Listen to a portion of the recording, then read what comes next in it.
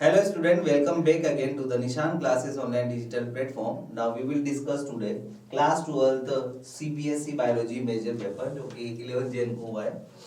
इसका सॉल्यूशन हम लोग देखने वाले हैं यार. क्वेश्चन नंबर फर्स्ट आता है जो कि MCQs काइंड ऑफ क्वेश्चंस है. फर्स्ट क्वेश्चन है इसका, the anther is bilobed because it has. तो एंथर जो है वो बाइलोब्ड होता है, ईच के अंदर जो है वो फोर पोलन सेक प्रेजेंट होते हैं, सबको पता है. तो यहाँ पर जो है वो आंसर आएगा इसका 4 पोलन सेक. हम लोगों ने एंथर का डायग्राम इस तरह से ड्रॉ करते हैं हम लोग, बटरफ्लाई काइंड ऑफ. और यहाँ पर ईच के अंदर, एक मिनट रुकिए, बटरफ्लाई काइंड ऑफ शो करना है. तो ऐसे करके होता है वो. टू अपर लोब जो है थोड़े से बिगर और लास्ट वन ये छोटा. इसके अंदर देखो बाइलोब के अंदर, ईच लोब के अंदर 2 माइक्रोस्पोरेनियम जो कि बाद में पोलन सेक में कन्वर्ट होती है. तो इस तरह से बाइलोब एंथर के अंदर 4 पोलन सेक प्रेजेंट होते. तो आंसर आएगा हमारा बी. नेक्स्ट क्वेश्चन आता है, हीमोफीलिया इज, हमें पता है हीमोफीलिया एक एक्स लिंक्ड जो है वो डिजीज है और रेसेसिव है. बिकॉज ऑफ अगर हम हीमोफीलिया की जो एलील है उनको अगर डिनोट करते हैं तो हम लोग इनको जो है वो डोमिनेट और इनको रेसेसिव सपोज करते हैं. हीमोफीलिया में एच ले लेते हैं और रेसेसिव होने की वजह से यही डिजीज कोज करेंगे. तो एक्स लिंक्ड और रेसेसिव डिसऑर्डर होता है. आंसर आएगा इसका सी. क्वेश्चन नंबर थर्ड है, in a dihybrid cross the number of different types of the gametes produced by the F1 is. F1 के अंदर डिफरेंट काइंड ऑफ, मतलब कितने टाइप के जो हैं वो गेमेट्स फॉर्म होते हैं. तो हमें पता है वो गेमेट्स फॉर्म होते हैं 4 टाइप्स के. सबको पता है F1 जनरेशन के रेफरेंस में पूछा है उसने, और वो भी डायहैबिट क्रॉस में. तो हमारा आंसर आएगा 4, क्योंकि 2 गेमेट फॉर्म होते हैं. मैं बता देता हूँ, हमने कैरेक्टरिस्टिक फीचर ये वाला लिया था, dominant round yellow wrinkle green. तो ये देखो 2 गैमेट यहाँ फॉर्म होते हैं और 2 गैमेट यहाँ फॉर्म होते हैं. तो टोटल गैमेट होते हैं 4. ये रे gamete 1 and 2 gamete F1 generation के. क्लियर? एक बार देखिए दोबारा. In a dihybrid cross the number of different types of gametes produced by F1 is. F1 generation जो है ये आती है हमारी, sorry, capital R small r capital Y small y. और दोनों प्लांट के बिटवीन हमें क्या करना है, तो इसमें हम लोग इनको सेपरेट कर देते हैं. जैसे सेपरेट करेंगे तो इनका क्रॉस कराते हैं. देन तो इसका क्रॉस इसके साथ, इसका क्रॉस इसके साथ, इसका क्रॉस इसके साथ और इसका क्रॉस इसके साथ. इस तरह से हमें F1 जनरेशन के बाद ये 4 गैमेट ऑब्टेन होते हैं. तो आंसर आएगा हमारा, कितने टाइप्स के बोला है तो 4 टाइप्स के होते हैं. क्वेश्चन नंबर, इसका एक्सप्लेनेशन देखो. इन अ डायहैबिट क्रॉस ये होता है जो पेरेंट्स होते हैं F1 जनरेशन ही होती है. The number of the different type of the gamete produced by the F1 generation is 4. The calculation कैसे करते हैं, for a genotype with n heterozygous pair होता है. और ये the number of gametes is 2 की power n since the F1 डायहैबिट जो has a 2 heterozygous condition pair होता है ये वाला. तो यहाँ पर हेटेरोजाइगस जो है पेयरिंग कितनी है 2. तो यहाँ पर 2 की पावर 2 हो जाएगी, n को डिनोट करता है ये पेयरिंग. तो आंसर आएगा हमारा 4. ये इस टाइप की गैमेट फॉर्म होंगे.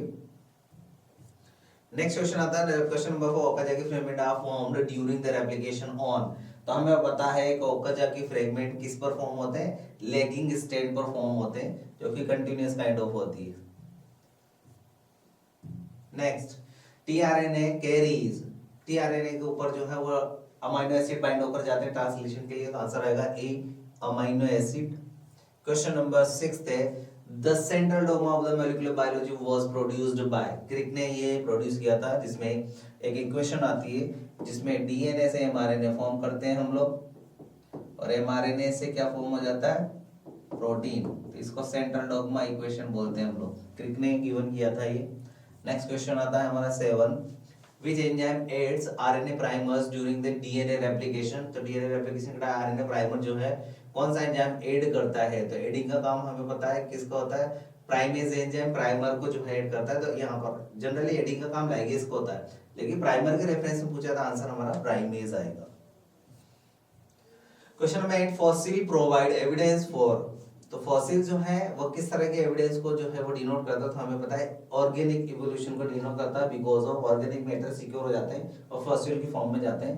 तो यहाँ पर ऑर्गेनिक इवोल्यूशन का रेफरेंस में आंसर आएगा. क्वेश्चन नंबर है 9th, statin are used to lower. तो स्टेटिन जो है वो एक केमिकल सब्सटेंस होता है, एंजाइम की तरह बिहेव करता है, जो कि ब्लड कोलेस्ट्रॉल को रिमूव करता है। सॉरी। नेक्स्ट क्वेश्चन आता है 10th, streptokinase used as a. Streptokinase जो है वो क्लॉट बस्टर की तरह काम करता है, जो कि क्लॉट को जो है वो बस्ट कर देता है। तो ये क्लॉट बस्टर है, याद रखना, कोलेस्ट्रॉल था, ये बस्टर है, दोनों में डिफरेंस है। Next is the correct order of the steps in a single cycle of polymerase chain reaction PCR is. PCR के अंदर जनरल जो है हमें पता है, एक तो होता है denaturation, then annealing, then extension और एनीलिंग, ये 3 प्रोसेस होती हैं। तो यहाँ पर सबसे पहले डीनेचुरेशन होता है, यानी सेपरेट करते हैं हम लोग दोनों स्टेट को, देन एनीलिंग करते हैं, स्टार्ट करवाएंगे, लास्ट में एक्सटेंशन हो जाता है। तो आंसर आएगा हमारा सी। क्वेश्चन नंबर 12 है menstrual cycle is regulated by hormone from. तो हमें पता है मेंस्ट्रुअल साइकिल के लिए जो हार्मोन आते हैं वो आते कहाँ से हैं? तो हमें पता है वो ओवरी एंड पिट्यूटरी ग्लैंड से आते हैं, दो ही जगह से हार्मोन जो है इसको रेगुलेट करते हैं। तो आंसर आएगा सी। नेक्स्ट क्वेश्चन जो आएंगे वो हमारे डायरेक्शन है, तो यहाँ पर असर्शन रीजन काइंड ऑफ आएंगे, जिसके ऑप्शन ये होंगे। पहला क्वेश्चन आता है असर्शन रीजन में, क्वेश्चन नंबर 13। इसके अंदर क्वेश्चन नंबर 13 आएगा। असर्शन देखो, जिटोनोगेमी इज फंक्शनली क्रॉस पॉलिनेशन होता है, हमें पता है सब, बट जेनेटिकली ऑटोगेमी होता है। जेनेटिकली तो ऑटोगेमी होता है बिकॉज ऑफ एक ही फ्लावर एक ही प्लांट के अंदर है, और जनरली क्रॉस पॉलिनेशन में काउंट करते हैं बिकॉज जो डिफरेंट फ्लावर के बिटवीन हो रहा है। रीजन दिया, it involves the transfer of pollen grain from the anther to the stigma of another flower of the same plant. तो प्लांट तो सेम है, फ्लावर डिफरेंट है, तो वन टू अदर फ्लावर जब जाता है कोई पोलन तो किसी भी एजेंट के थ्रू जाएगा, तो क्रॉस पॉलिनेशन है। लेकिन जेनेटिकली एक ही जो है स्पीसीज है, एक ही प्लांट है, तो जेनेटिकली सिमिलर होते हैं, इसलिए ऑटोगेमी बोलते हैं उसको। तो आंसर आएगा हमारा है, दोनों राइट, और ये उसको एक्सप्लेन करता है, आंसर ये आएगा। एक्सप्लेन देखो, it require the pollinator, functional cross pollination होता है, but since it's the same plant है, डीएनए आइडेंटिकल होगा, तो इसलिए इसको ऑटोगेमी बोल दिया हमने। क्लियर? क्वेश्चन नंबर 14, असर्शन है only one strand of a DNA is transcribe. हम लोग ऐसे बोलते हैं एक ही ट्रांसक्राइब होती है।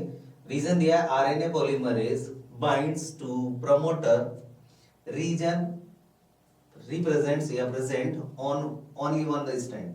तो आरएनए पॉलीमरेज जो है वो बाइंड्स होता है the promoter region present on the one only one strand पर ही प्रेजेंट होता है, और उसी पर प्राइमर जो है पॉलीमरेज बाइंड होता है। तो यहाँ पर बोला गया है कि दोनों राइट थिंग है, लेकिन स्ट्रैंड डीएनए एक ही ट्रांसक्राइब होता है, ये उसको एक्सप्लेन थोड़ी ना कर पा रहा।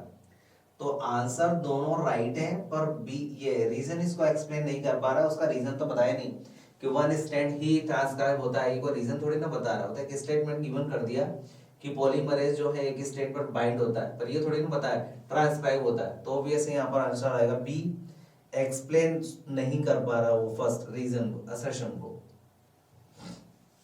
क्वेश्चन नंबर 15 असर्शन है RNA polymerase does not require a primer for transcription.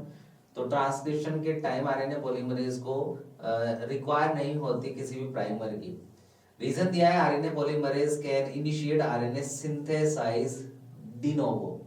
तो ये खुद ही जो है RNA synthesis as a primer की तरह बिहेव करता है, तो इसको आरएनए प्राइमर की रिक्वायरमेंट नहीं होती। ये राइट थिंग है दोनों, और ये एक्सप्लेन भी करता है इसको। Question number 16 assertion, VNTR show the variable number of tandem repeats बोलते हैं इनको। तो VNTRs show the high degree of polymorphism। तो यहाँ पर बोला गया रीजन के number of tandem repeats worries among individual because of her individual में टेंडम रिपीट्स का नंबर अलग अलग होता है, इसलिए ये पॉलीमॉर्फिज्म शो करते ही है हाई डिग्री ऑफ। तो राइट थिंक है कि यहाँ पर वेरिएबल नंबर जो ऑफ टेंडम रिपीट्स इसलिए बोला है बिकॉज ऑफ पॉलीमॉर्फिज्म शो करते हैं मेनी काइंड ऑफ जो है। तो यहाँ पर दोनों जो है राइट थिंक है, ये एक्सप्लेन भी करता है उसको कि वी एंटायर इस वजह से अलग अलग होते हैं।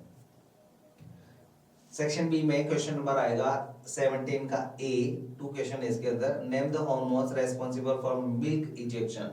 तो याद रखना मिल्क का इजेक्शन करवाना है मेमोरी ग्लैंड से, तो ऑक्सीटोसिन आएगा। What is the colostrum, first milk जो होता है जो कि येलो कलर का होता है, मोस्ट जो है वो नरिशमेंट देता है उसको, इम्यूनिटी देने के लिए न्यूबॉर्न बेबी को। तो यहाँ पर कोलेस्ट्रम ये चीज होती है। इसी का और क्वेश्चन है कि explain the role of the corpus luteum and endometrium. तो कॉर्पस ल्यूटियम का मेन फंक्शन क्या होता है? ये हाई लेवल प्रोजेस्टेरोन को रिलीज करता है, which is the essential for the maintaining the endometrium for potential implantation of fertilised egg. तो हमें पता है अगर एग का फर्टिलाइजेशन हो जाएगा तो याद रखना उस टाइम कॉर्पस ल्यूटियम जो फ्री हुआ है आफ्टर ओव्यूलेशन, तो कॉर्पस ल्यूटियम प्रोजेस्टेरोन को रिलीज करेगा। वहां पर प्रोजेस्टेरोन एंडोमेट्रियम को मेंटेन करती है, क्योंकि फर्टिलाइजेशन जो हुआ तो इम्प्लांटेशन बेबी का इसी एंडोमेट्रियम में होना है, तो कॉर्पस ल्यूटियम प्रोजेस्टेरोन हार्मोन को रिलीज करना स्टार्ट करते हैं एंडोमेट्रियम को मेंटेन करने के लिए। और एंडोमेट्रियम का मेन फंक्शन है, जब उसके अंदर एंडो हो जाएगा तो ऑब्वियसली वो आराम से उसके अंदर ब्लास्टोसिस जो है वो इम्प्लांट होती है, इसलिए इसकी जरूरत होती है। तो एंडोमेट्रियम का काम है इम्प्लांटेशन में हेल्प करना, इम्प्लांटेशन उसी के अंदर होगा। क्वेश्चन नंबर 18 है, इसके भी टू पार्ट है। फर्स्ट पार्ट आता है why is RNA primer required during DNA replication. तो डीएनए रेप्लिकेशन में स्टार्ट करवाने के लिए हमें प्राइमर की रिक्वायरमेंट होती है, क्योंकि डीएनए पॉलीमरेज जो है वो खुद सिंथेसाइज नहीं कर सकता, इनिशिएट नहीं कर सकता, उसके पास जो है वो फ्री एंड होता है हाइड्रोक्सिल ग्रुप। तो इसलिए यहाँ पर ये आरएनए पॉलीमरेज जो है डीएनए पॉलीमरेज जो है वो खुद इनिशिएट नहीं करता, इसलिए हमें आरएनए प्राइमर की रिक्वायरमेंट होती है। क्योंकि वहां पर ट्रांसक्रिप्शन में तो आरएनए पॉलीमरेज काम आ जाता है जो खुद प्राइमर की तरह बिहेव करता है, तो वहां प्राइमर की रिक्वायरमेंट नहीं है। लेकिन यहाँ पर डीएनए रेप्लिकेशन में DNA polymerase as a primer की तरह बिहेव नहीं कर सकता, इनिशिएट नहीं कर सकता, इसलिए प्राइमर की रिक्वायरमेंट है। क्वेश्चन नंबर बी आता है इसका, name any two enzymes involved in DNA replication. तो ये रहा DNA polymerase, DNA helicase, ligase, ये सब कुछ क्वेश्चन मतलब आप अपने मन से लिख सकते हैं सारे के सारे। उसने टू पूछा है तो दो आंसर दे दिए, हेलिकेज है, ये तो अनबाइंड करता है, वो हेलिकेज अनबाइंड करता है, यहाँ पर न्यू न्यूक्लियोटाइड को लाकर बाइंड करते हुए इलोंगेशन करवाता है डीएनए पॉलीमरेज। क्वेश्चन नंबर और है इसी का 18 का, in a double stranded DNA guanine is 80%, calculate the percentage of adenine. तो हमें पता है ये ईच अदर के चार का रूल को फॉलो करते हैं कि एडेनिन ऑलवेज थाइमिन के साथ, गुआनिन ऑलवेज साइटोसिन के साथ बॉन्ड पेयर करता है। तो यहाँ पर गुआनिन का जो परसेंटेज गिवन कर दिया 18%, तो गुआनिन का 18 है तो गुआनिन के साथ कौन बाइंड होता है तो उसका भी कितना होगा 18, तो 18 कितना हो गया 36%। तो 100 में से जीसी 36% है, तो जो रिमेनिंग बचा 64% वो कौन बचा, एडेनिन और थाइमिन, तो उसमें से डिवाइड कर दो, तो क्योंकि ये एडेनिन और थाइमिन दोनों का 64% है, तो एडेनिन का इसमें से करेंगे तो उसको डिवाइड कर देंगे 2 से, तो ओनली एडेनिन का आ जाएगा क्योंकि 2 है ये, तो 32% आंसर आता है कि एडेनिन का परसेंटेज जितना होगा।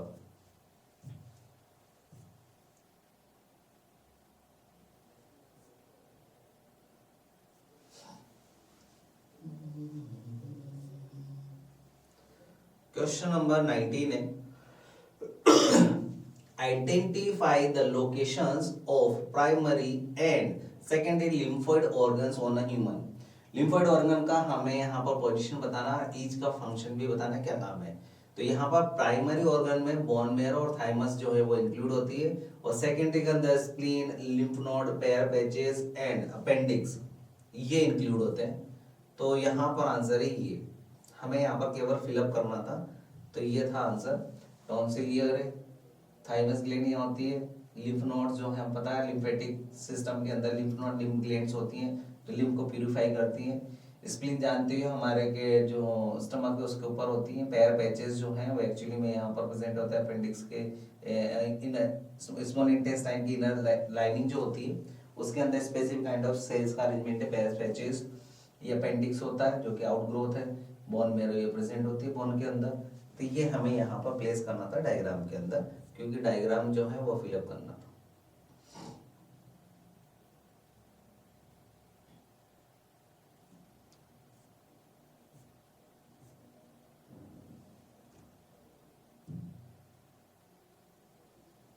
Question number 20, define the camouflage and mimicry.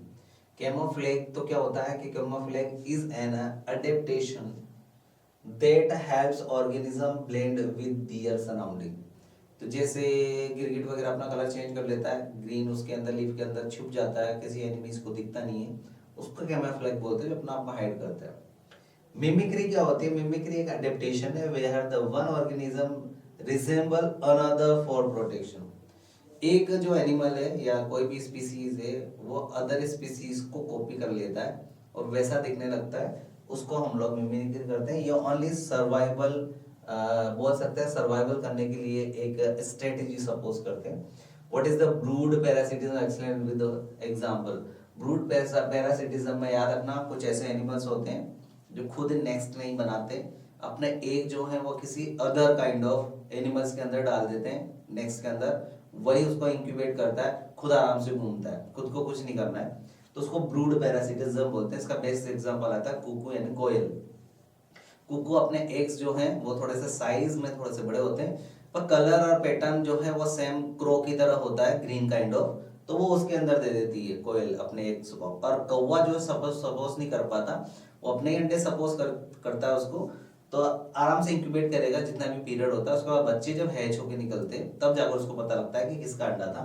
तो ये एक चालाकी है ब्रूड पैरासिटिज्म, जिसमें एज अ पैरासाइट की फॉर्म में वो दूसरे के नेक्स्ट में रह रहा है, इसको बोलते हैं ब्रूड पैरासिटिज्म। ओनली बर्ड्स के अंदर ही देखी जाती है। नेक्स्ट क्वेश्चन आता है और में explain Gauss competitive exclusion. Gauss competitive exclusion का मीनिंग क्या है। It state that the two closely related species होती है किसी भी पर्टिकुलर के अंदर, वो कॉम्पीट करती है एक लिमिटेड रिसोर्स के लिए और कैन नॉट को एग्जिस्ट इंडेफिनेटली, तो अपना आप को एग्जिस्ट नहीं कर पाते, एक ही रिसोर्स के लिए दोनों लड़ रहे हैं, तो the competitively inferior one will eventually be eliminated. अब जो बेचारा लड़ाई में जीत नहीं पाएगा उस पर्टिकुलर सर्वाइवल के लिए, तो रिसोर्स के लिए लड़ रहे हैं वो, तो एक स्पीसीज क्या हो जाएगी, एक्सटिंक्ट हो जाएगी, इसलिए एक्सक्लूजन करके बोला। तो कंपटीशन की वजह से एक स्पीसीज का एक्सटिंक्ट हो जाना, लिमिटेड हो जाना, that is known as Gause competitive या कॉम्पिटिटिव एक्सक्लूजन, इसको बोलते हैं। नेक्स्ट आता है इसी में प्रिंसिपल यानी रिसोर्स पार्टनरशिप क्या होते हैं। इसमें क्या करते हैं वो लोग, एक ही रिसोर्स के लिए दो जो स्पीसीज होती हैं सेम, वो क्या करते हैं, पार्टीशन कर लेते हैं, लड़ते ही नहीं है, तो वो रिसोर्स को पार्टिसिपेट कर लेंगे और आराम से रहेंगे, कोई कंपटीशन नहीं है। तो टू अवॉइड अ कंपटीशन, वो जानबूझकर अवॉइड करते हैं। स्पीसीज में evolve to use different times for feeding on different foraging pattern. वो सेम रिसोर्स को ना डिवाइड कर लेते हैं कि पहले तू खा ले फिर मैं खा लेता हूँ, लड़ते नहीं है, तो इस तरह से वो सर्वाइव कर पाते हैं। जैसे एक ट्रीज के ऊपर एक बर्ड है, वो ऐसा काम करते हैं। मैकार्थन ने ये 5 स्पीसीज को सपोज किया था, वरेबल्स करके होती हैं, छोटी छोटी सी चिड़िया थी। नेक्स्ट क्वेश्चन आता है question number 22। What are the enzymes involved in the DNA replication and their function. तो पहला आता है डीएनए हेलिकेज, ये अनबाइंड करता है दोनों को। डीएनए प्राइमरेज जो कि सिंथेसाइज करेगा एक आरएनए प्राइमर जो है वो लाकर ऐड करने का काम है डीएनए टेम्पलेट पर प्राइमेज को। डीएनए पॉलीमरेज जो है ये मेन एंजाइम है जो कॉम्प्लीमेंट्री न्यूक्लियोटाइड को लाकर बाइंड करके एक्सटेंड करवाएगा। लाइगेज जो है वो दो न्यूक्लियोटाइड जो आते हैं उनको आपस में बाइंड करता है और चेन को इलोंगेट करने में हेल्प करता है, तो ये हो गया हमारा लाइगेज।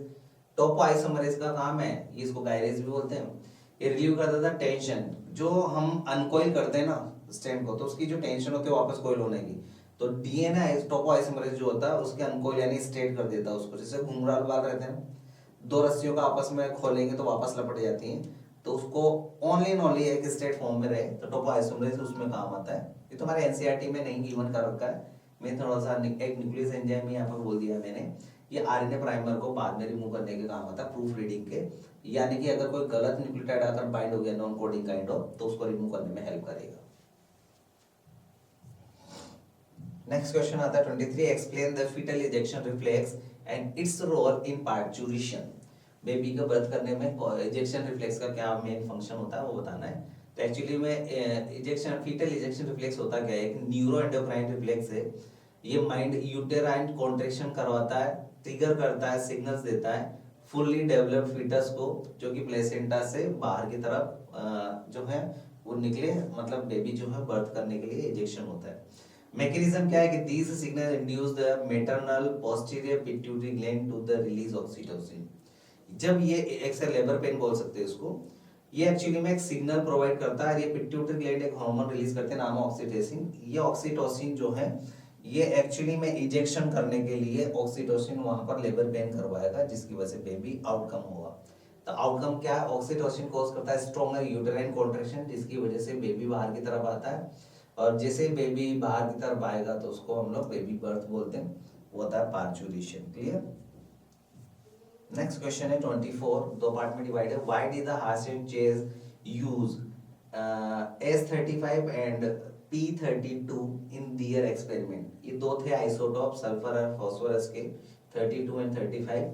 तो फास्फोरस तो इसलिए यूज किया था क्योंकि डीएनए के कंपोजिशन में पार्टिसिपेट करता है और ये उसके साथ जाकर कंबाइंड हो जाएगा। S35 जो है प्रोटीन का होता है, तो प्रोटीन के साथ जाकर बाइंड हो जाएगा। इससे हमें पता लगता है कि जो सेमी कंजर्वेटिव काइंड ऑफ है, डीएनए के साथ बाइंड हो जाने से और उसके प्रोटीन कोड के साथ बाइंड हो जाने से हमें एक पता लग जाता है कौन जेनेटिक मटेरियल है, मतलब वन टू अदर में ट्रांसमिट होता है कि नहीं होता। उसके लिए हम लोगों ने ये यूज किया था। जानबूझकर ये डीएनए के साथ बाइंड हो जा रही है प्रोटीन के साथ, उस वे में हमने सेमी कंजर्वेटिव काइंड ऑफ और प्लस डीएनए जेनेटिक मटेरियल है कि नहीं, उसके लिए हमने ये यूज किया था।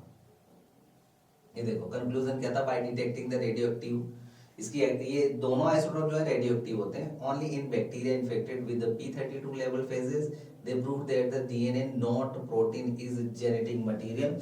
डीएनए ही जो है वन टू अदर ट्रांसमिट होता है, ना कि प्रोटीन कोड। इसलिए जो रेडियोएक्टिविटी शो करेगा P32 sorry S sulphur phosphorus जो कि डीएनए के साथ कंबाइंड हो जाता है, वो रेडियोएक्टिविटी शो करेगा। तो फास्फोरस अगर ट्रांसमिट हो जाता है, किसी में रेडियोएक्टिविटी शो होती है उस बैक्टीरिया में, तो समझ जाना ये डीएनए ही ट्रांसमिट हुआ है, क्योंकि रेडियोएक्टिविटी शो कर रहा है P32 उसके साथ बाइंड हो गया है। तो ये यहाँ पर ये डिनोट करता है जेनेटिक मटेरियल ओनली डीएनए है। ये तुम लोगों ने करवाया हुआ एक्सपेरिमेंट, याद रखना है। इसी का बी ऑप्शन है, differentiate between the degenerate and the unambiguous genetic code. बहुत इंपॉर्टेंट है, इसको हम लोग ध्यान ही नहीं देते हैं। जेनेटिक कोड के करेक्टरिस्टिक फीचर में से एक है, दो है। डीजनरेट का मतलब क्या है कि one amino acid can be coded by more than one codon. In type के मतलब एक अमाइनो एसिड के जो है एक से ज्यादा कोड है। One amino acid can be coded by more than one codon, एक से ज्यादा कोडोन होते हैं। एग्जांपल है leucine is coded by 6 different codon. Unambiguous में वन स्पेसिफिक कोडोन ओनली एक पर्टिकुलर स्पेसिफिक अमाइनो एसिड को ही कोड करेगा, जैसे यूयू है वो ऑलवेज फिनाइलएलानिन को ही कोड करता है। तो ये होता है डीजनरेट अनएम्बिगुअस के between difference main. Question number 25 पे, why is secondary treatment of the sewage called a biological treatment? Explain how biochemical oxygen demand BOD is used in an index of water pollution. यहाँ पर ये है तो सही, secondary treatment of the sewage cold biological treatment because of इसके अंदर हम लोग माइक्रोब्स को ऐड कर देते हैं। जैसे ही माइक्रोब्स आएंगे तो वहां पर प्रेजेंट उनके साथ रिएक्ट करता है फंजा फंगस के साथ, और उनका एक कॉम्बिनेशन और एक क्लोटिंग काइंड ऑफ बन जाती है, इसको फ्लोक बोलते हैं। उसके अंदर माइक्रोब्स प्रेजेंट होते हैं। तो माइक्रोब्स को यूज करने की वजह से इसको हम लोग सेकेंडरी ट्रीटमेंट बोलते हैं। सेकेंडरी ट्रीटमेंट में हम लोग माइक्रोब्स को यूज करते हैं, इसलिए इसको बायोलॉजिकल ट्रीटमेंट बोलते हैं। फिर बोला उसने कि ऑक्सीजन डिमांड जो है वो किस तरह से इंडेक्स करती है वाटर पॉल्यूशन को, मतलब वाटर पॉल्यूशन बीओडी की बेसिस पर हम लोग कैसे डिसाइड करते हैं। तो जितने ज्यादा माइक्रोब्स होंगे वो उतना ज्यादा रेस्पिरेशन करेंगे, उतना ज्यादा उनको ऑक्सीजन की डिमांड होगी। तो जितना ऑक्सीजन की डिमांड होगी मतलब उनका बीओडी इंक्रीज होगा। तो माइक्रोब्स का वाटर के अंदर प्रेजेंट होना क्या होता है, पॉल्यूशन होता है। तो जिनकी बीओडी मैक्सिमम वाटर पॉल्यूशन उतना ज्यादा, और जिसकी बीओडी कम या नील वो पॉल्यूशन से उतना ही फ्री, यानी कि वाटर उतना ज्यादा क्लियर होगा। ये डिनोट करता है बीओडी।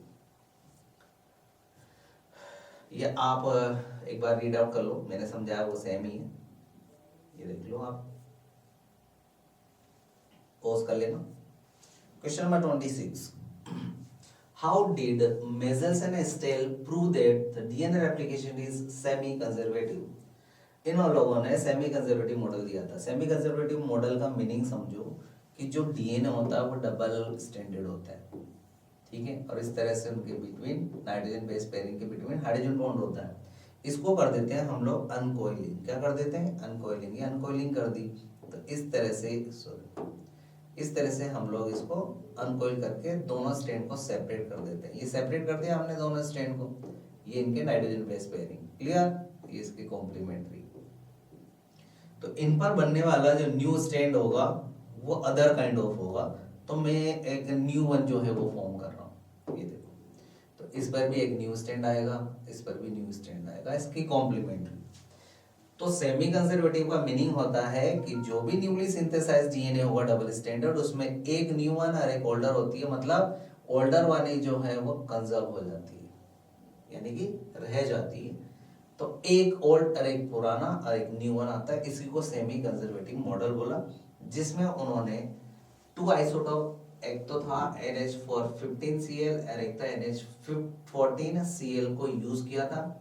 ये दो आइसोटोप थे N15 N14 जो अमोनियम क्लोराइड की फॉर्म में थे। उन पर डिफरेंट काइंड ऑफ मीडियम पर दोनों अलग अलग सेपरेटली ये आइसोटोप डाले गए और उसमें बैक्टीरियाज को ग्रो कराया गया और उनमें इस तरह से देखा गया कि किस तरह से सेमी कंजर्वेटिव शो करते हैं। मैंने ये थियोरेटिकली यहाँ पर दे दिया है, कैसे ट्रांसमिट करते हैं मैं अगर डायग्राम है तो उसमें बता देता हूँ। डायग्राम गिवन है, इधर देखो, ये एक डीएनए सबसे पहले अनकॉइलिंग किया, अनकॉइल पे रेड कलर का देखो न्यू वन जो है वो फॉर्म हो गया है। हमें याद रखना है एक चीज आपको कि ये N15 आइसोटोप पर ग्रो करने वाला बैक्टीरिया का डीएनए, क्लियर। और एक होता है रेड वाला जो N14 पर ग्रो कर रहा था, क्लियर। तो इस N15 वाले डीएनए बैक्टीरिया को N14 पर हमने क्या कर दिया था, ट्रांसमिट। तो जब उसकी ग्रीन वाली सेपरेट गई थी तो N14 वाला न्यू जो उसमें प्रेजेंट था वो इसके साथ आकर बाइंड हो गया। देन इसको फर्दर अनकॉइलिंग करेंगे तो एक रेड और एक ग्रीन सेपरेट हो जाएगा, फिर 14 वाला जुड़ जाएगा, तो इस पे तो दोनों 14 आ जाएंगे, इस पे 14 15, इसमें 14 15, इसमें 14 14, तो एक न्यू कॉम्बिनेशन फॉर्म होगा। यहाँ पर स्ट्रेन की फॉर्म में देखेंगे तो दो तो हमें वो वाले दिखेंगे जो कि पेरेंटल है, एक 15 और एक 14। जैसे 15 का रेड पोर्शन एक 14 का बनेगा, दोनों अलग अलग बेंड दिखेंगे क्योंकि 14 जो है वो हैवी है, 14 जो है लाइट आइसोटोप है। तो बेंड जो दिखेंगे बॉटम में ऑलवेज हैवी होता है, थोड़ा सा अपर होगा तो वो लाइट वन होगा जो कि N14 वाला होगा। एक मिडल वन भी दिखता है जो ये है, जो N14 और 15 का होगा। ऑब्वियसली इसका जो वेट होगा, मॉलिक्यूलर वेट होगा, उन दोनों के बिटवीन का होगा। तो हमें इस तरह से 3 बेंड दिखते हैं, तो उससे पता लग जाता है और हैंस प्रूफ हो जाता है कि यहाँ पर जो है एक मिडल वन बन रहा है, यानी कि कॉम्बिनेशन बनता है दो अलग अलग का। तो एक न्यू और एक ओल्डर होती है, ऑलवेज ही कंजर्व होती है, ये याद रखना है। इसी को बोलते हैं semi conservative model of DNA. List the 4 basic processes that fluctuate population density. Write the equation representing these changes. तो 4 वो बेसिक प्रोसेस बताओ जो पॉपुलेशन डेंसिटी को डायरेक्टली या इनडायरेक्ट वे में फ्लक्चुएट या चेंज करते हैं या कि अफेक्ट करते हैं। तो पहला आता है natality, number of birth rate जो होती है ऑब्वियसली वो हमारे पॉपुलेशन को इंक्रीज करती है, पॉजिटिव साइन से डिनोट करते हैं। मोर्टेलिटी, डेथ हो जाएगी तो पॉपुलेशन डिक्रीज हो जाएगी, नेगेटिव साइन से। इमिग्रेशन में number of individual coming into the habitat, बाहर से आ रहे हैं तो यहाँ की पॉपुलेशन को क्या कर रहे हैं, इंक्रीज द पॉजिटिव साइन। और एमिग्रेशन होगा तो ऑब्वियसली यहाँ की पॉपुलेशन वहां गई है या जहां से आई है उसको कम कर रही है, तो यहाँ नेगेटिव साइन। लास्ट में इक्वेशन आती है कि टी टाइम में, T+1 टाइम में यहाँ पर डेंसिटी जो होती है वो NT birth rate plus immigration death rate minus emigration sorry. तो अगर हम लोग टोटल जितना इंक्रीज हुआ पॉपुलेशन और जितना डिक्रीज हुआ निकाल लेंगे तो दोनों का जो डिफरेंस आता है वही आएगी हमारी डेंसिटी। तो इस तरह से कैलकुलेट करते हैं हम लोग T+1 टाइम में डेंसिटी को। और उसके 4 वो मेजर ये याद रखिएगा कौन कौन से फ्लक्चुएट करते हैं, एजेंट फैक्टर्स बोल सकते हो। नेक्स्ट आता है draw schematic transverse section of a mature anther showing its 4 wall layer and describe in short. तो हमें बताया सबसे outermost epidermis, then second one endothecium, फिर फोर्थ थर्ड मिडल और लास्ट वन जो है वो टेपेटम होती है। एपिडर्मिस सिंगल सेल लेयर होती है, एंडोथीसियम भी सिंगल सेल थिक है, middle layer 1 to 3 cell thick होती है और जो टेपेटम है वो भी सिंगल सेल थिक होती है। यही है मेन कैरेक्टरिस्टिक फीचर टेपेटम, जिसकी ये एक एंजाइम रिलीज करती है केलेज एंजाइम, बट मल्टीन्यूक्लियोटाइड इसकी सेल्स होती हैं, सबसे इनर मोस्ट सेल है, ये याद रखिएगा। पोलन सैक के अंदर टेपेटम के इनर साइड ही प्रेजेंट होते हैं हमारे जो पोलन ग्रेन होंगे। ये देखो ये टेपेटम की 4 लेयर है, सबसे आउटर मोस्ट जो होगी ये वाली वो होगी एपिडर्मिस, देन आएगी एंडोथीसियम, देन थर्ड वन आएगी मिडल लेयर और सबसे इनरमोस्ट टेपिटम, यहाँ पर भी शो हो रही, आउटर मोस्ट रेड कलर की दिख रही है epidermis, then second, then third, then fourth tapetum innermost होती है, ये टेपिटम की सेल सपोज कर लेना है। नेक्स्ट आता है case based kind of questions. इसमें पैसेज गिवन किया हुआ है, रीड आउट करना।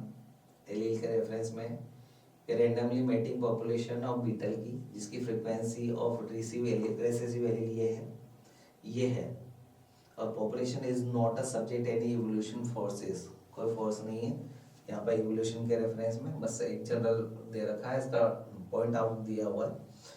फर्स्ट क्वेश्चन इससे पूछा गया है कि calculate the frequency of the dominant allele capital P. तो हमें पता है डोमिनेंट की निकालनी है, तो p plus P square plus 2pq plus Q square, हमें इसका वो पता है। तो यहाँ पर जो है वो डोमिनेंट एलील पूछा है फ्रीक्वेंसी, तो p plus Q, since q का मीनिंग दे रखा है तो p यहाँ पर 10 में से माइनस कर लेंगे तो 0.7 आता है। p का q ही निकालना है क्योंकि वो डोमिनेंट और रेसेसिव एलील को डिनोट करता है। एक का दे रखा है रेसेसिव का, तो डोमिनेंट का ऑलवेज निकल जाएगा, 10 में से माइनस कर दो, सपोज कर लो। क्वेश्चन नंबर बी है, according to the Hardy Weinberg principle what will be the frequency of the homozygous dominant, मतलब ये जीनोटाइप। क्लियर? तो हमें पता है फ्रीक्वेंसी क्या होती है, डोमिनेंट p स्क्वायर सपोज करना है हमें, तो इसकी वैल्यू होती है 0.7, ठीक है, इसका स्क्वायर को तो 0.49 जो है इसकी वैल्यू हो जाएगी। तो इस तरह से हम लोग होमोजाइगस का फ्रीक्वेंसी निकाल लेंगे। क्वेश्चन नंबर थर्ड है, ये हम लोग इक्वेशन में पुट अप कर रहे हैं और उसी की बेसिस पर आंसर आ रहा है। List two factors that could cause the allele frequencies in this beetle population to change over time। ऐसा बोला गया है कि ऐसा कौन सी चीजें हैं जिसकी वजह से यहाँ पर चेंजेस आ सकते हैं। पहला जेनेटिक ड्रिफ्ट, यानी कि due to small population size and gene flow, यानी माइग्रेशन जो होगा बीटल का टू अदर एरियाज, उसकी वजह से बीटल की जो पॉपुलेशन है उसमें चेंजेस आएंगे। ऑब्वियसली आएंगे, क्यों नहीं आएंगे? स्मॉल साइज किसकी वजह से हो रही है, जीन का जो है वो माइग्रेशन हो रहा है, यहाँ से वहाँ चले गए तो ऑब्वियसली ये चेंज हो जाएगी। नेक्स्ट क्वेश्चन आता है fourth, write down the Hardy-Weinberg equation, p square plus 2pq plus q square. p का मतलब होगा डोमिनेंट होमोजाइगस, ये दोनों हेटेरोजाइगस, ये रिसेसिव होमोजाइगस, तो ये एलील से डिनोट किया गया है AABB और AB से।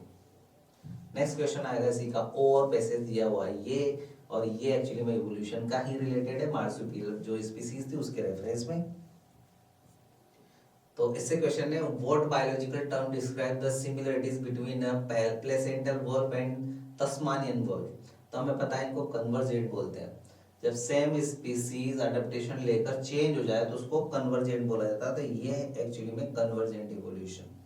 फिर आता है, why do these two differ groups marsupials and placental show such striking similarities, because they evolve in the similar ecology, niche में प्रेजेंट थे वो, और forces a similar kind of selection pressure, same habit में होने की वजह से same kind of environment के प्रेशर में वो सरवाइव किया है, इसलिए उनके अंदर जो है वो चेंजेस सिमिलर काइंड ऑफ आए, दो डिफरेंट स्पीसीज में, इसलिए वो ईच अदर के थोड़े से सिमिलर दिखते हैं, बस इतना सा। डाइवर्ट हो गए, डाइवर्जेंट बोलते हैं। Name another pair of the organism that exhibit this type of evolution. तो हमें पता है एंट ईटर जो है प्लेसेंटल होता है, वो मार्सुपियल एंट ईटर जो होता है वो नंबर्ड जो होता है वो होता है एक फ्लाइंग स्क्विरल और फ्लाइंग फेलेंजेस। ये दो एग्जांपल है, जो इस वाले का एग्जांपल है, same species, same habitat, same changes. Question number 4 है इसका, what is the adaptive radiation. तो अब ऑब्वियस है एक हैबिटेट में रहने के बाद वहां के एनवायरनमेंट को अडेप्ट करके चेंजेस आना, उसको हम लोग एडेप्टिव रेडिएशन बोलते हैं। This process of evolution of a different species in a given geographical area starting from a point literally radiation the other area of geographical is called as adaptive radiation। Obvious है ये यहाँ एक particular point से दूसरी जगह जाकर रहने लग जाते हैं, वहाँ के एनवायरनमेंट के अकॉर्डिंग अपना आपको चेंज कर लेते हैं, और यहाँ से रेडिएट हुए हैं, यहाँ से गए हैं, तो इसके बोलते हैं अडेप्टिव रेडिएशन। नेक्स्ट क्वेश्चन है 30 पैसेज है, ये हेल्थ से है, ह्यूमन हेल्थ एंड डिजीज से, इसको रीड आउट करो। नेक्स्ट क्वेश्चन इससे ही रिलेटेड आने वाले हैं, तो क्वेश्चन आएंगे इनके। क्वेश्चन नंबर फर्स्ट है, what is the property of normal sales that the prevent uncontrolled growth code. इसको कांटेक्ट इनहिबिशन बोलते हैं। नॉर्मल सेल्स जो होती हैं वो अगर थोड़ा बहुत भी ट्यूमर कॉज करती है तो नेबर सेल को कभी भी उससे बोल सकते हैं कि इन्फ्लुएंस नहीं करती, ट्यूमर फॉर्म करने के लिए उसको इनिबिट कर देती हैं, ट्यूमर या इनिबिट कर देती हैं किसी भी अनवांटेड ग्रोथ के लिए, तो उसको कॉन्टेक्ट इनिबिशन बोलते हैं, मतलब उसको स्प्रेड आउट नहीं होने देते, वो कॉन्टेक्ट इनिबिशन है। नेक्स्ट आता है डिफरेंशिएट बिटवीन द बिनाइन और मैलिग्नेंट ट्यूमर। तो बिनाइन ट्यूमर जो है वो एक्चुअली में कन्फाइंड ओरिजिनल लोकेशन पर ही प्रेजेंट होते हैं, वो स्प्रेड आउट नहीं होते हैं, जो मैंने बोला था ना कॉन्टेक्ट इनिबिशन, ये वाले होते हैं, ये कैंसर नहीं है, बोल सकते हैं स्प्रेड आउट नहीं होता है। मैलिग्नेंट जो है वो वन टू अदर सेल में फैलते हैं और वो स्प्रेड आउट होते हैं, सराउंडिंग टिश्यू को भी डैमेज कर देते हैं, तो वो होते हैं मैलिग्नेंट। क्लियर। नेक्स्ट क्वेश्चन है थर्ड इसका, व्हाट इज द मेटास्टेसिस। तो हमें जो मैलिग्नेंट चेंज हो सडनली, जैसे हम छोटे थे, धीरे धीरे धीरे धीरे धीरे इतने बड़े हो गए, तो हमारे अंदर जो ग्रेजुअली चेंजेस आए उसको मेटास्टेसिस बोलते हैं। सेम ट्यूमर के अंदर जो प्रॉपर्टी के अंदर चेंजेस आएंगे एक पर्टिकुलर टाइम ड्यूरेशन में, जो कैंसर सेल में कन्वर्ट होती चली जाएगी, प्राइमर से सेकेंडरी, सेकेंडरी से देन इस तरह से वो चेंजेस को ही मेटास्टेसिस बोलते हैं। रीड आउट करना है इसको। Question number 4, what is the biopsy. Biopsy जो है एक मेडिकल प्रोसीजर है जो रिमूव करती है स्मॉल सैंपल ऑफ सेल्स और tissues from the body for the laboratory testing. तो हम लोग जो सैंपल लेते हैं ना, उस सैंपलिंग को हम लोग क्या बोलते हैं, बायोप्सी बोलते हैं। नेक्स्ट है question, compare the narrowly utilitarian, broadly utilitarian and ethical argument for conserving biodiversity. तो नैरोली यूटिलिटेरियन आर्गुमेंट का मीनिंग क्या है, ये इकोनॉमिक बेनिफिट जो है वो रखते हैं। This argument focused on the direct economic and material benefit human obtain from biodiversity. ये नैरोली यूटिलिटेरियन है, मतलब हमारे लिए काम तो आते हैं, पर ये डायरेक्ट फोकस करते हैं उसके ऊपर, मतलब इकोनॉमिक लेवल पर, है ना, इतना ब्रॉडली यूटिलाइज नहीं, ऑन इकोनॉमिक लेवल पे एक पर्टिकुलर पॉइंट पर, तो उसको बोलते हैं नैरोली यूटिलिटेरियन, और ये इकोनॉमिक इंपॉर्टेंस रखते हैं। इसके बेस्ट एग्जांपल आते हैं, ये रिसोर्सेज की बेसिस पर लेते हैं हम लोग, जैसे कुछ ह्यूमन ऑब्टेन करते हैं फूड, सीरियल, पल्स, फ्रूट, तो वो वाली चीज आएंगी, इंडस्ट्रियल प्रोडक्ट, ये सब कुछ ये आएंगे, ये हम लोग इकोनॉमिकल लेवल पे यूज कर रहे हैं यूटिलिटेरियन पे, इसलिए नैरोली बोल रहे हैं। मेडिकल वैल्यू के लिए हम लोग यूज करेंगे इसके एग्जांपल ये गिवन किए हुए हैं। कुछ एग्जांपल है पेनिसिलिन के, फंगस और पेनिसिलिन, इनको यूज करते हैं। पेनब्लास्टाइन यूज्ड इन कैंसर ट्रीटमेंट, ये भी वहां से उपलब्ध था। मेडिसिनल लेवल पे बात कर रहे हैं हम लोग। फिर ब्रॉडली यूटिलिटेरियन आर्गुमेंट आते हैं, इनका जो फोकस होता है बहुत ब्रॉडर लेवल, बोल सकते हैं इकोसिस्टम सर्विस देता, can not easily be given a price tag but are essential for life. इसका कोई प्राइस टैग नहीं है, ये इस टाइप का काम करती है जो कि प्राइस लेस है, और ब्रॉडली यूज करते हैं हम लोग। तो जैसे biodiversity maintain the ecological balance, अपना होता है शेर वगैरह, इन्होंने को मारते हैं, इकोसिस्टम को बैलेंस करते रहते हैं। ऑक्सीजन का प्रोडक्शन करते हैं भाई साहब, जिसमें हमारे अमेज़न फॉरेस्ट तो टोटल का बहुत ज्यादा, अर्थ में 20% अकेला जो है प्रोड्यूस कर देता है। ये प्राइस लेस है भाई साहब, ये बहुत ब्रॉडली यूज करते हैं हम लोग इसको। पॉलिनेशन में हेल्प करते हैं, पॉलिनेशन होने नहीं देते हैं। क्लाइमेट रेगुलेशन में सॉइल प्रोटेक्शन प्रोवाइड करते हैं, क्योंकि रूट वगैरह उसको प्रोटेक्ट करती है, माइग्रेटिंग नहीं होने देती। फिर एस्थेटिक एंड स्पिरिचुअल वैल्यू भी ये पूजा करते हैं हम लोग इनकी, तो उस हिसाब से भी हमें इसे प्रिजर्व करना है फॉरेस्ट वगैरह में, तो ये रीड आउट करना है आपको, ठीक है। कुछ एथिकल आर्गुमेंट आते हैं, मॉरल रेस्पॉन्सिबिलिटी है हमारी। This argument is based on the moral responsibility of human toward other living species. Focus क्या करना है हमें, intrinsic value and future generation के लिए हमें इन्हें प्रोटेक्ट करना पड़ेगा। तो ये मेन फोकस होना चाहिए स्पिरिचुअल लेवल पर। एथिकल इश्यूज है, कोर आइडियाज क्या होते हैं, every species has an intrinsic value, अपनी खुद की वैल्यू होती है। Not be any current economic use to us, we share the plant with the million of species of the plant, animal and the microbes. हम लोग एक particular species को economic importance रखते हैं, वो हम लोग यूज करते हैं, ठीक है। तो एक कोर आइडिया ही है, हमें क्या करना चाहिए, every species has an intrinsic value even if it may not be of any current economic use, चाहे उसका कोई करंटली इकोनॉमिक यूज ना हो, लेकिन हमारे लिए वो बहुत इंपॉर्टेंट है। We share the planet with the millions of species of plant, हमें इनको बोल सकते हैं शेयरिंग करना चाहिए, इनकी केयर करना चाहिए, यूज भी करें तो शेयर करके करना चाहिए, है ना। एक्सपोनेंशियली ऐसा नहीं है कि बहुत ज्यादा यूज कर लिया तो एक्सटिंक्ट हो गए, ऐसा नहीं। इंट्रिंसिक राइट टू एग्जिस्ट है, सबको एक साथ रहना और उनका लिविंग और उनका प्रोटेक्शन मैंडेटरी है, उस तरह से इनको करना चाहिए, एक्सटिंक्शन पर नहीं जाना चाहिए। ये कुछ पॉइंट है इसके रेफरेंस में। मॉरल स्टीवर्डशिप होना चाहिए। We have to philosophical and spiritual duty to care about her biological legacy. हमें इनका ध्यान रखना है, खुद को रखना है। कुछ इंटरकनेक्टेडनेस होना चाहिए। All living organism are the part of the complex web of life where the loss of one can eventually impact the other. ये ईच अदर से जुड़े हुए हैं। तुमने अगर डियर को मार दिया तो शेर भूखा मर जाएगा, शेर को मार दिया तो डियर का मान बहुत ज्यादा हो जाएगा, तो बैलेंस नहीं हो पाएगा। तो इंटरकनेक्टेड होते हैं, तो हमें इससे डिस्टर्ब नहीं करना चाहिए। रेस्पॉन्सिबिलिटी हमारी कि इनको हमें जो है वो सिक्योर रखना है, जितना यूज में आए केवल उतना ही करना है, तो फ्यूचर जनरेशन के लिए इस स्पीसीज को सिक्योर करके रखना है। नेक्स्ट क्वेश्चन आता है, describe the 4 major causes biodiversity loss often refer to as evil quartet करके बोलते हैं। ये 4 रीजन है जिसकी वजह से लॉस होता है हमारा, मतलब बायोडायवर्सिटी लॉस हो सकती है। तो यहाँ था हैबिटेट लॉस और फ्रेगमेंटेशन। हम लोग क्या करते हैं, इस हैबिट को जानबूझ के लोग जो है अमेज़न फॉरेस्ट वगैरह को थोड़ा बहुत काट काट के हम लोग वहाँ खेती करने लग गए हैं, तो उसको फ्रेगमेंटेशन बोलते हैं। टुकड़ों में डिवाइड कर दिया है, जिसकी वजह से वहाँ की बायोडायवर्सिटी लॉस हो रही है, जो कि एक आने वाले इन फ्यूचर के लिए वो कभी दिखेंगे भी नहीं, तो बहुत बड़ा लॉस है। पहला evil quartet habitat loss and fragmentation करते हैं हम लोग। दूसरा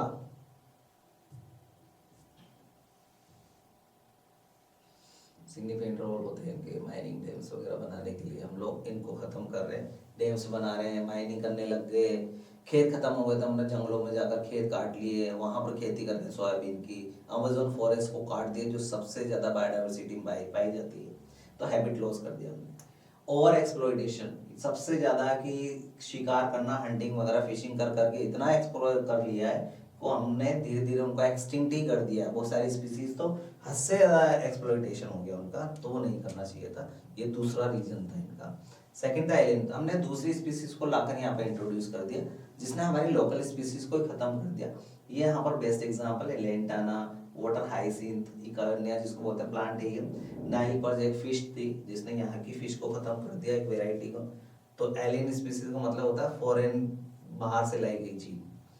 को एक्सटिंक्शन है, इसमें क्या होता है, when the extinction of the one species lead to the extinction, ये ईच अदर पर डिपेंड होती है। एक स्पीसीज को खत्म करोगे दूसरी स्पीसीज ऑटोमेटिकली खत्म हो जाएगी। तो को एक्सटिंक्शन हो गया, हमने एक को खत्म किया, बाकी का अपना खत्म हो गई। तो इस तरह से ये 4 मेजर कॉजेज थे जिससे हमारी बायोडायवर्सिटी लॉस हो रही।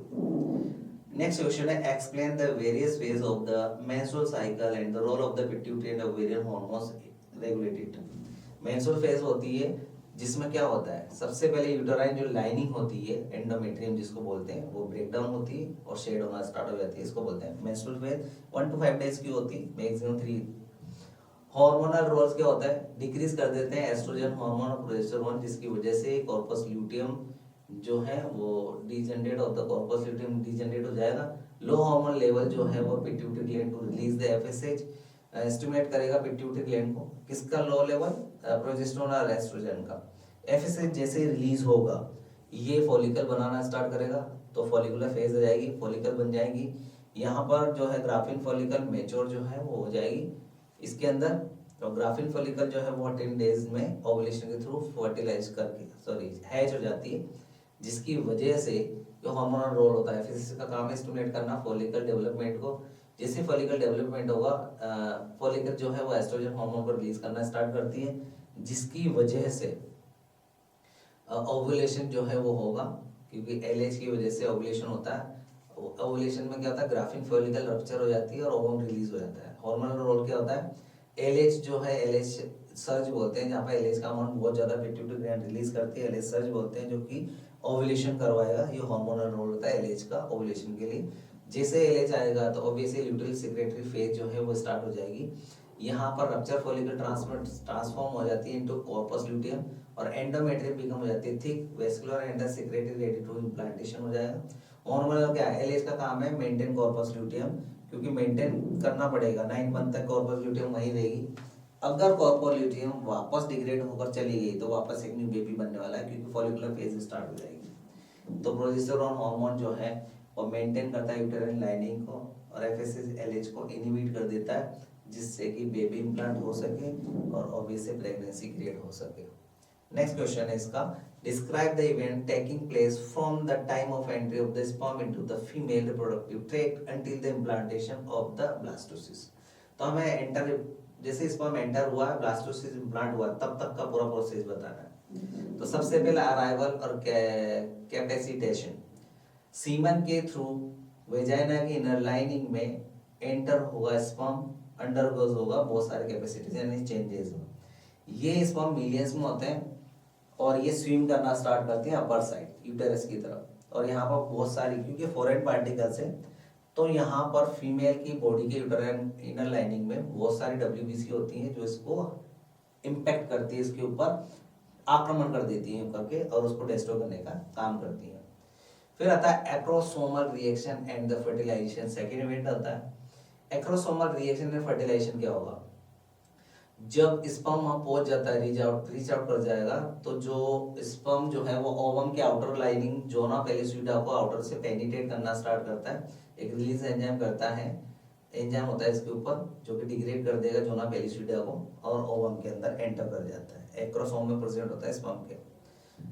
जिससे वो फर्टिलाइज होगा तो ब्लॉक हो जाएगी पॉलीस्पर्मी, तो ऑटोमेटिकली ओवम की आउटर लाइन जो है वो क्या हो जाती है, जोना पेलिसुइडा टाइट अप हो जाती है, जिसकी वजह से दूसरा स्पर्म उसको पेनिट्रेट नहीं कर पाता। नेक्स्ट आएगा कंप्लीशन ऑफ मियोसिस, जैसे एंट्री होगी स्पर्म की उसी टाइम को दोनों के बिटवीन जो है वो हो जाएगा, मियोटिक डिवीजन करते हैं, जिससे वो जायगोट जो है फर्दर डिवाइड होना स्टार्ट होता है, जिससे सेकेंडरी oocyte फॉर्मिंग ये सब कुछ बनेगी। ठीक है, याद रखना जैसे ही स्पर्म टच करता है ओवम को, वो सब फर्टिलाइजेशन स्टेज वहीं से मान लेते हैं हम लोग, इसीलिए बोलते हैं कि secondary oocyte after the fertilization form होती है, पर एक्चुअली में अभी स्पर्म ऐसे है और यहाँ सेकेंडरी oocyte अभी ओवुलेशन भी नहीं हुआ, सेकेंडरी oocyte है, तो स्पर्म का टच होना ही सेकेंडरी oocyte को क्या करता है, बाहर निकालने में हेल्प करता है, तो वो चीज़ है, वो प्लीज इसको गलत वे में ना लें। सिंगेमी में दोनों जो है वो स्पर्म के ओवम और स्पर्म के न्यूक्लियस जो है वो फ्यूज हो जाता है, जायगोट फॉर्म करते हैं। मोरुला स्टेज होती है फर्स्ट, क्लीवेज होगा जायगोट का, तो जैसे जायगोट का क्लीवेज होता है 2, 4, 8 ऐसे स्टेज होती है, तो यहाँ पर मोरुला ब्लास्टोसिस कंडीशन फॉर्म होना स्टार्ट हो जाएगी। जायगोट जो है 2, 4, 8 इस तरह से 16 सेल तक जो है वो जाता है, इसके बाद भी जाता है 16 सेल वाली को हम लोग ब्लास्टोसिस बोलते हैं, ब्लास्टोमियर, ईच सेल को ब्लास्टोमियर, और 16 to 18 जो होती है 8 to 16 इसको ब्लास्टोसिस्ट बोलते हैं, जो कि इम्प्लांट होगी, यही वो ब्लास्टोसिस्ट जो कि यूटेरस के अंदर जाकर इम्प्लांट हो जाता है। The blastomere are arranged into the outer layer called the trophoblast। अब मैं यहाँ पर ओवम जो फॉर्म हो रहा है ना, तो उसका बता रहा हूँ मैं। तो ब्लास्टोमियर्स जो होती है वो एक्चुअली में जब जायगोट डिवाइड हो रहा है, जिससे जायगोट डिवाइड होता है ना ऐसे ऐसे, तो ईच सेल को ही ब्लास्टोमियर बोलते हैं। ये ब्लास्टोमियर जैसे ही 16 तक आती है तो ब्लास्टोसिस्ट बोलते हैं। ब्लास्टोसिस्ट के बाद ये जो ब्लास्टोमियर सेल है वो अरेंज होना स्टार्ट करती है बाहर की तरफ और अंदर की तरफ। तो बाहर की तरफ जब होती है, देखो, the inner cell mass contain the stem cell that have the potential to give rise the tissues and organ of the embryo. ये वो सेल्स होती हैं जो एम्ब्रियो डेवलप होते हैं, वो जो ऑर्गन बनते हैं वो इन्हीं से बनते हैं, है ना। इम्प्लांटेशन, ब्लास्टोसिस का यूटेराइन वॉल के अंदर इम्प्लांट हो जाना, उसी को इम्प्लांटेशन बोलते हैं। डिस्क्राइब करना है the process of the oogenesis in the human female with a schematic representation, mention 2 major differences between oogenesis and spermatogenesis। हमें तो केवल oogenesis का प्रोसेस बताना है, फीमेल के अंदर किस तरह से ओवम बनता है, और दोनों के बिटवीन 2 डिफरेंस बताने बस। तो मल्टीप्लिकेशन फेज होती है पहले, तो जो भी मदर सेल होती है ऑब्वियसली oogenesis में, तो oogenesis में ओवम मदर सेल होती है जिसको oogonia बोलते हैं। सबसे पहले वो क्या करता है, एम्ब्रियोनिक डेवलपमेंट में ये स्टार्ट हो चुका होता है बेबी के, क्योंकि जो लड़की होती है खुद ही एम्ब्रियो है, उसके एम्ब्रियोनिक स्टेज में ही जो है वो ओवुलेशन जो है वो स्टार्ट हो जाता है। मल्टीप्लिकेशन फेज आती है जिसमें ovum mother cell oogonia multiplication करती है और नंबर्स जो है वो इंक्रीज करती है अपनी। देखो, millions of the gamete mother cell जिसको oogonia बोलते हैं are formed within the each fetal ovary के अंदर बनता है। No more oogonia are the formed और एडेड आफ्टर द बर्थ। जितनी भी बनी है वो अभी बन जाएंगी आफ्टर बर्थ के बाद कोई न्यू वन नहीं बनती, जो बन चुकी है वो बन चुकी है, वही रिलीज होती रहती है ओवम की फॉर्म में। During the fetal development primordial germ cells they divide mitotically to form a many oogonia। अभी बोला मैंने मल्टीप्लिकेशन फेज में oogonia डिवाइड होगी माइटोटिकली और मेनी काइंड ऑफ oogonia में फर्दर डिफरेंशिएट होगी। अब इसको बोलते हैं प्राइमरी oocyte। अब ग्रोथ फेज होगी तो प्राइमरी oocyte जो है वो साइज में एनलार्ज हो जाती है और डिफरेंशिएट हो जाती है, तो उसमें अब फर्स्ट म्यूटिक डिवीजन जो है वो स्टार्ट होता है, जो प्रोफेज फर्स्ट में स्टॉप हो जाएगा। ग्रोथ फेज हो गई।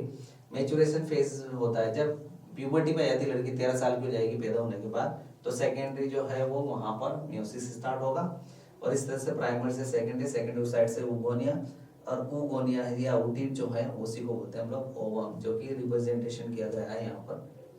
ये मेटाफेज में स्टॉप हो जाती है, याद रखना है वो, ये प्रोसीजर है।